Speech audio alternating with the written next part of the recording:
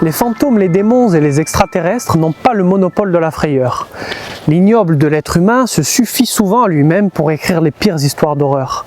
Et l'atroce d'hier hante encore aujourd'hui certains lieux, comme ici à Corté, où la Légion étrangère a laissé des traces. Le domaine Saint-Jean est aujourd'hui un lieu bucolique, apprécié des habitants pour ses champs et sa tranquillité.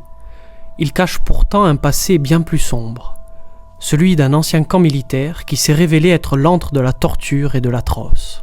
À la fin des années 60 et au début des années 70, il servait de camp disciplinaire à la Légion étrangère qui l'utilisait pour mater ses éléments les plus récalcitrants. Coups répétés, privation de sommeil, humiliation constante et un contrôle oppressant jusque dans les moments les plus intimes. Certains témoignages d'anciens légionnaires évoquent des conditions inhumaines. Mais ce qui glace davantage le sang, ce sont les disparitions mystérieuses de certains légionnaires qui ont tenté de fuir.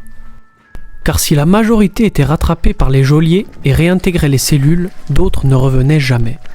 Où sont-ils passés ? Les pelles recouvertes de terre au matin alors qu'elles étaient propres la veille donnent un indice. Malgré l'absence de preuves et le silence de la Grande Muette, ces récits continuent d'alimenter les légendes. Et dans les bois de Saint-Jean, certains phénomènes paranormaux laissent à penser que les esprits des légionnaires disparus n'ont pas totalement quitté les lieux. Des cris surgissant de nulle part, des bruits de pas dans les bois ou des apparitions fantomatiques, tous les Cortenais connaissent une histoire paranormale où ont vécu quelque chose de vraiment bizarre à Saint-Jean. Aujourd'hui encore, le domaine, malgré son calme apparent, reste hanté par son passé tragique. Après la fermeture du camp en 1976, des squelettes ont été retrouvés sous la dalle de béton de certains bâtiments. Qui étaient-ils ?